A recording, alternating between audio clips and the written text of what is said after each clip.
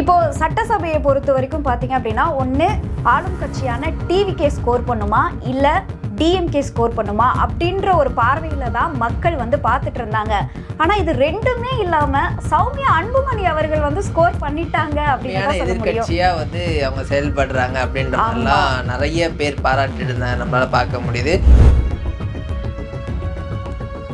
நானும் நினச்சிருந்தேன், ஆல்ரெடி வந்து இவங்க எம்எல்ஏவா இருந்திருப்பாங்க போல, அதோட எக்ஸ்பீரியன்ஸ்லாம் வச்சு கலக்கிக்கிட்டு இருக்காங்க அப்படின்னு நினச்சா முதல் தடவை எம்எல்ஏவா வந்து இருந்திருக்காங்க.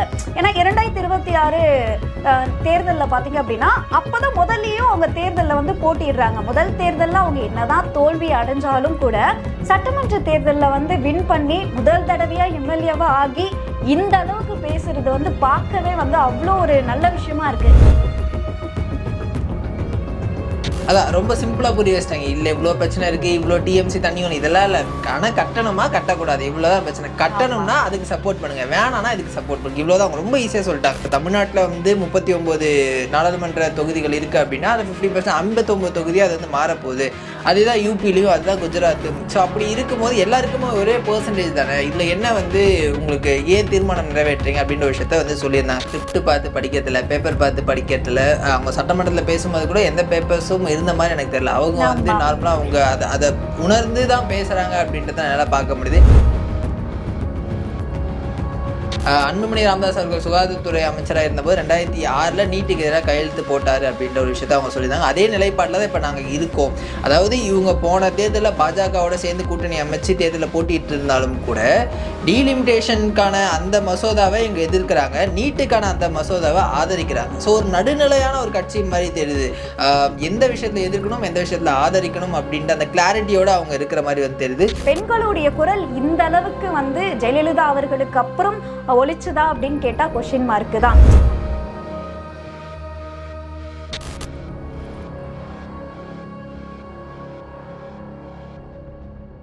ஜாமவான் டிவி நேயர்களுக்கு வணக்கம். நான் உங்க நவீன்.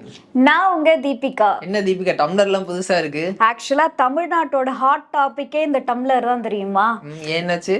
ஏன்னா சட்டமன்றத்துல 2 பெண்கள் வந்து செம்மையா கலக்கிட்டு இருக்காங்க. அதுல சௌமியா அன்புமணி அவர்கள் பத்தி நம்ம சொல்ல வேண்டிய அவசியமே கிடையாது. ஏன்னா இன்னைக்கு ஹாட் டாபிக்கே அவங்க தான். ஏன்னா இப்போ சட்டசபையை பொறுத்த வரைக்கும் பார்த்தீங்க அப்படின்னா ஒன்று ஆளும் கட்சியான டிவிகே ஸ்கோர் பண்ணுமா இல்லை டிஎம்கே ஸ்கோர் பண்ணுமா அப்படின்ற ஒரு பார்வையில் தான் மக்கள் வந்து பார்த்துட்டு இருந்தாங்க.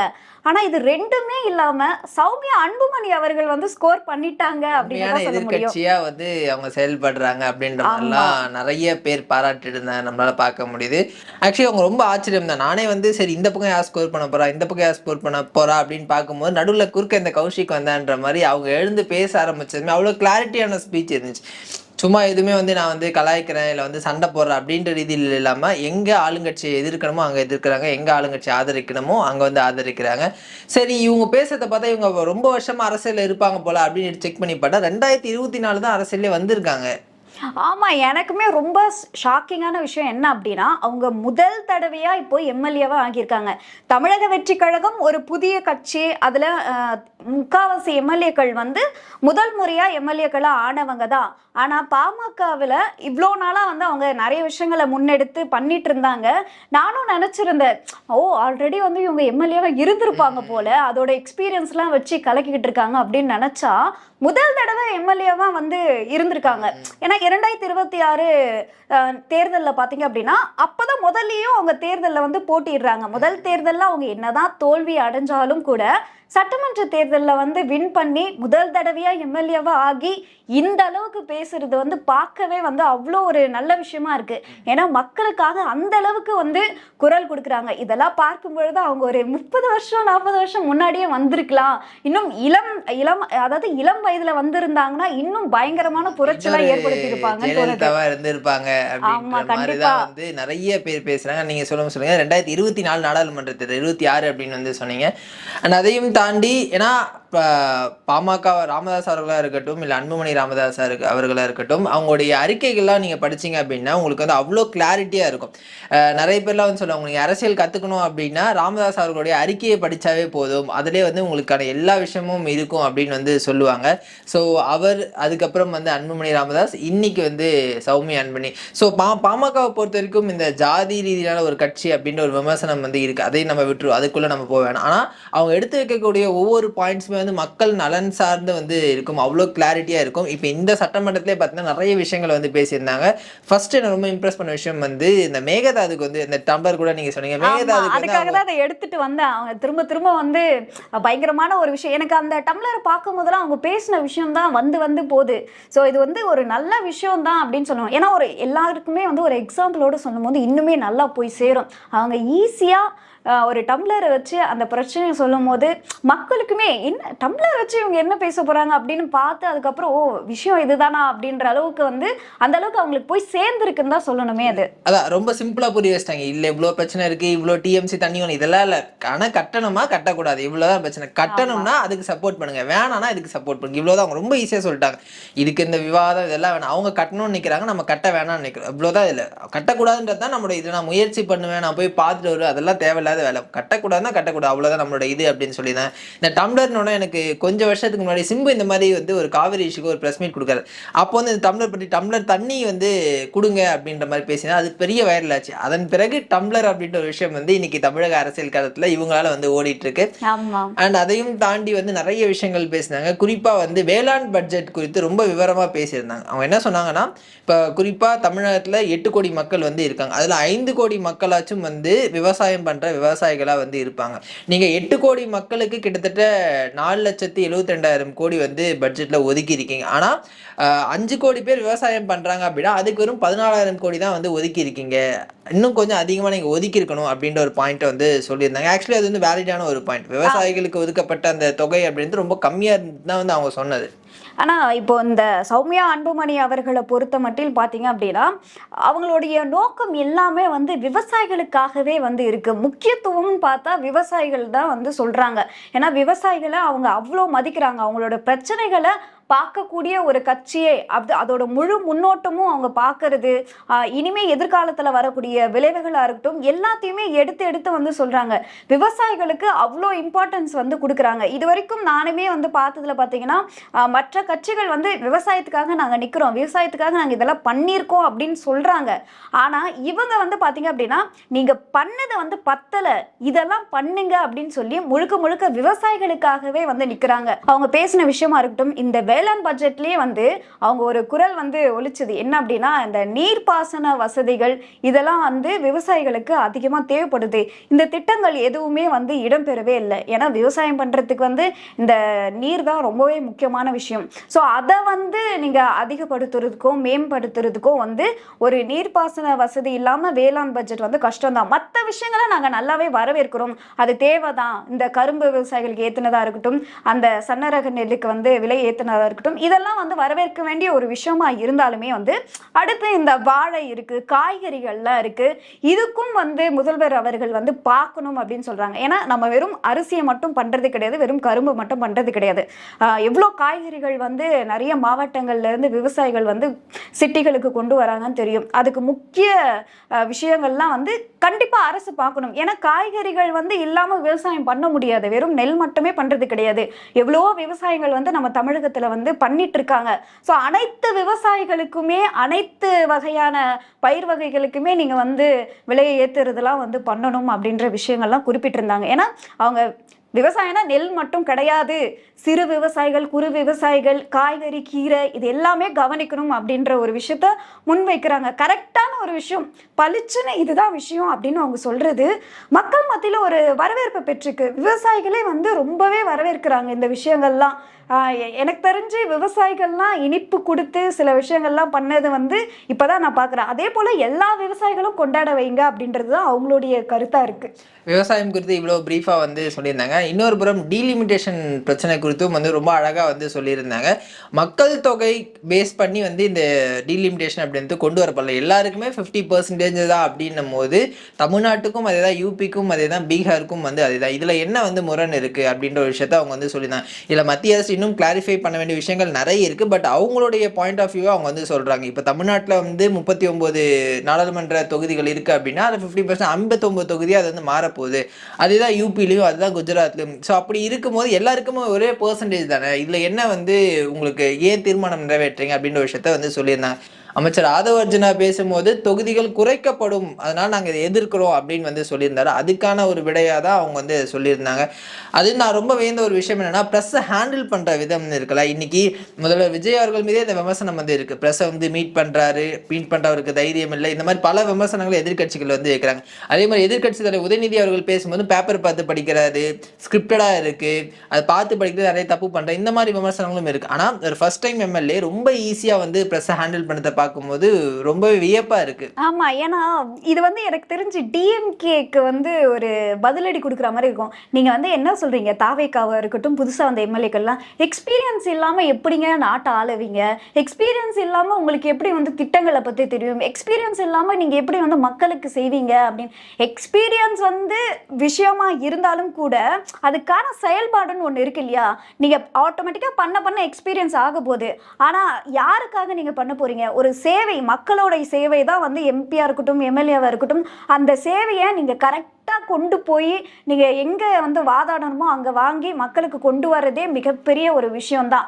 ஏன்னா உங்களுக்கு என்னென்ன விஷயம் தெரிஞ்சாதான் அதை குறித்து வந்து நீங்கள் வந்து சட்டமன்றத்திலேயோ நாடாளுமன்றத்திலேயோ விவாதிக்க முடியும். அதன் மூலியமாக தான் நமக்கு வந்து எல்லா திட்டங்களும் வந்து கிடைக்கும். அந்த விஷயத்தை இவங்க என்னதான் முதல் முறை எம்எல்ஏவாக இருந்தாலும் கூட அதை கரெக்டாக போய் கொண்டு போய் சேர்க்குறாங்க. அவ்வளோ வந்து இதுக்கு முன்னாடி பல வருஷமாக 50-60 வருஷமாக எம்எல்ஏவாக இருந்தவங்கலாம் இருக்காங்க. அவங்க கூட இந்த மாதிரியான விஷயங்களை பளிச்சுன்னு பேசுறது கிடையாது. அவங்களோட தொகுதி பிரச்சனையும் பெருசா பேசுறது கிடையாது. ஏன்னா எங்க கடந்த கால ஆட்சியில வந்து நீங்க தானே இருந்தீங்க, அப்போ நீங்க சரி செய்யலையா, இவ்வளோ பிரச்சனை இருக்கான்னு அவங்கள கேட்டு போறாங்கன்னு ஒரு பயத்திலேயே வந்து இருக்காங்க. அப்போ முதல் முறையா வரக்கூடிய எம்எல்ஏக்களுக்கு எவ்வளவு பவர் இருக்குன்னு பாருங்க. ஏன்னா அவங்களுக்கு மறைக்கணும்னு அவசியம் கிடையாது. ஃபர்ஸ்ட் டைம் வந்திருக்காங்க, என் தொகுதியில இவ்வளோ பிரச்சனை இருக்குங்க, நீங்க பண்ணுங்க அப்படின்னு சொல்லி தைரியமா சொல்லலாம். அதுவே இதுக்கு முன்னாடி இருந்த எம்எல்ஏக்களால எப்படி சொல்ல முடியும்? ஏன்னா போன முறையும் அவங்க தான் இருந்தாங்க. அப்ப என்ன பிரயோஜனம் அப்படின்ற மாதிரி வந்து தெரியும் இல்லையா. ஏன்னா நேரலையில போயிட்டு இருக்கு. ஸோ இந்த ஒரு விஷயத்துக்காகவே அவ்வளோ பிரச்சனை இருந்தாலும் பேசாம இருக்கக்கூடியவங்க தான் எக்ஸ்பீரியன்ஸான எம்எல்ஏ. அதனால ஒரு புதுசா முதல் முறை வந்திருக்காங்கன்னா அவங்கள சாதாரணமா நினைக்காதீங்க.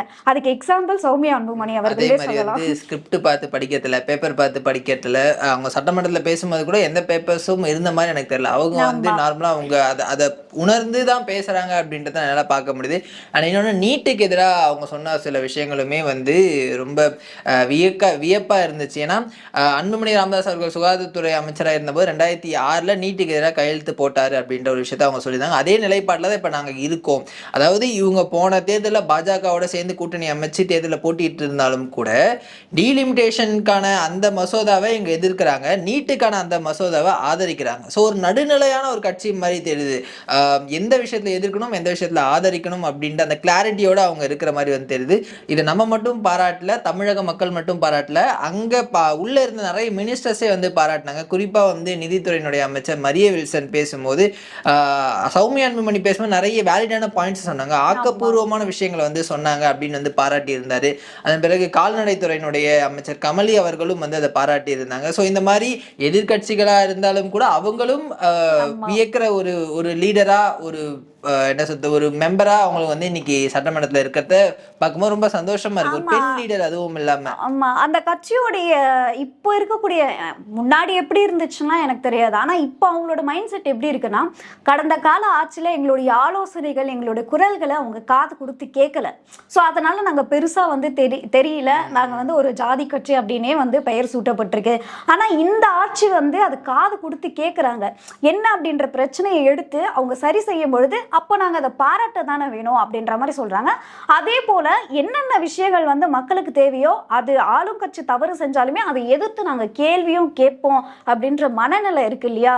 ஸோ கண்டிப்பாக இது வரவேற்கக்கூடிய ஒரு விஷயம்தான். ஏன்னா கடந்த எனக்கு தெரிஞ்சு முன்னாடி நடந்த அந்த பட்ஜெட்டாக இருக்கட்டும், கூட்டங்களாக இருக்கட்டும், ஒரு பெண்களுடைய குரல் இந்த அளவுக்கு வந்து ஜெயலலிதா அவர்களுக்கு அப்புறம் ஒலிச்சுதா அப்படின்னு கேட்டா கொஸ்டின் மார்க்கு தான். அடுத்து இப்போ சௌமியா அன்புமணி அவர்களும் ஒரு பக்கம் பயங்கரமா பேசிட்டு இருக்காங்க. பிரேமலதா அவர்கள் கூட வந்து நீங்க பாத்தீங்கன்னா சௌமியா அன்புமணி அவர்களும் பிரேமலதா அவர்களும் வந்து தான் கட்சியை பத்தி பெருமையா வந்து அதிக அளவில், அதாவது மத்த கட்சியை காட்டிலும் இவங்க வந்து பெருமையா பேசிக்கிறாங்க சொல்லுவாங்க. பட் அவங்க மக்களுடைய பிரச்சனை என்னவோ அதை மட்டும் வந்தாங்கன்னா அந்த கட்சியை பத்தி ஒரு 30 செகண்ட் பாட்டாளி மக்கள் கட்சி சார்பாகவும் தேமுதிக சார்பாகவும் அப்படின்னு சொல்லி விஜயகாந்த் அவர்களை பத்தி இதுவும் அன்புமணியை பத்தி சில ஒரு சின்ன ஒரு சிம்பிளான ஒரு இன்ட்ரோ கொடுத்துட்டு ரெண்டு பேருமே அடுத்து மக்கள் பிரச்சனைக்கு வந்துருவாங்க. ஸோ இது வந்து பார்க்கும் பொழுது ரொம்பவே வியப்பா இருக்கு. எனக்கு என்னன்னா அவங்கள பார்க்கும் பொழுது அரசியல்ல பெண்கள் இன்னும் மேலும் மேலும் வந்து வரணும். ஸோ அவங்களுக்குமே அவங்க அந்த பட்ஜெட்லாம் கூட சொல்லியிருந்தாங்க, ஒரு பெண்ணா வந்து எங்க எல்லாருக்குமே தெரியும் காசு இல்லைன்னா கூட எப்படி ஒவ்வொன்றுத்துக்கும் வந்து நம்ம இந்த குடும்ப செலவுக்கு வந்து பள்ளிக்கா இருக்கட்டும், மருத்துவ செலவா இருக்கட்டும், காசே இல்லைனாலும் சிக்கனப்படுத்தி மிச்சப்படுத்தி தேவையான விஷயங்களுக்கு நாங்கள் செலவு பண்றோமோ அதே போல நீங்க வந்து பண்ணணும் அப்படின்லாம் அவங்க சொல்லியிருந்தாங்க. ஏன்னா அவங்க ஒரு பெண்ணா வந்து என்னென்ன விஷயங்கள்லாம் பண்றாங்களோ அதையே வந்து அவங்க ஒரு எக்ஸாம்பிளோட சொல்றாங்க. இதெல்லாம் பார்க்கும்போது என்ன, அது ஒரு கனெக்ட் ஆகுது. இப்போ சாமானிய ஒரு குடும்ப தலைவிகளுக்கு கூட பார்ப்பாங்க சட்டமன்ற இந்த இது மாதிரி பார்க்கும்பொழுது என்னமா பேசுறாங்க, ஸோ சட்டமன்றமும் இப்படிதான் நடக்கும் போல, நம்ம குடும்பத்தில் எப்படி வந்து இது பண்றோமோ அந்த மாதிரி அவங்க அப்படியே அவ்வளோ கனெக்ட் ஆகுறாங்க. நானே நிறைய வீடியோஸ்லாம் வந்து பார்க்குறேன். அவங்க போற இடத்துலலாம் வந்து விவசாயிகளா இருக்கட்டும், நிறைய பெண்களா இருக்கட்டும். அதாவது ஜெயலலிதா அவர்களுக்கு பிறகு விஜய் அவர்களுக்கு பிறகு அந்த பெண்களுடைய சப்போர்ட் அப்படின்றது இன்னைக்கு சௌமியா அன்புமணிக்கு நிறைய இருக்கு. ஸோ கட்சி சார்பா இல்லாம அவங்க ஒரு பெண், அவங்க வந்து ஒரு நல்ல வந்து ஒரு பெர்ஃபார்மன்ஸ் பண்றாங்க சட்டமன்றத்தில் அப்படின்னும் போது ஆட்டோமேட்டிக் கட்சி ரீதியாக இல்லைன்னா கூட அவங்களுக்குன்னு ஒரு தனி அடையாளத்தை அவங்க வந்து கிரியேட் பண்றதை நம்மளால பார்க்க முடியுது. ஸோ நீங்க சொன்ன மாதிரி தான் பெண்கள் எப்பப்பெல்லாம் வந்து அரசியலில் ஈடுபாடாக இருக்காங்களோ அப்பெல்லாம் வந்து அது மற்ற பெண்களுக்கும் இன்ஸ்பயராக இருக்கும். சில ஜெயலலிதா அவர்கள் இருக்கும்போது அவங்கள பார்த்து நிறைய பேர் பொலிட்டிக்கலி இன்ஃப்ளூயன்ஸ் ஆகி பொலிட்டிக்கலுக்குள்ள வந்தாங்க. ஸோ இன்னைக்கு சௌமியா அன்புமணியா இருக்கட்டும், இல்லை வந்து பிரேமலதா விஜயகாந்தா இருக்கட்டும், இவங்கள பார்த்து இன்னும் பல பெண்கள் வந்து அரசியல் ஈடுபாடு வரும்னு நம்புறேன். ஸோ மேலும் மேலும் வந்து பெண்கள் நிறைய பேர் சட்டசபைக்கு போகணும். ஏன்னா கடந்த ஆட்சியில் 12 பெண்கள் அது போல தான் இருந்தாங்க போல, இப்போ 23 பெண்கள் கிட்ட இருக்காங்க. ஸோ இது வந்து அதிகரிக்கணும் அப்படின்னு சொல்லி நானுமே விரும்புகிறேன். கண்டிப்பாக மக்களும் விரும்புவாங்க அப்படின்னு நினைக்கிறேன். இதே போல் மற்றொரு வீடியோவில் நாங்கள் உங்களை சந்திக்கிறோம். நன்றி.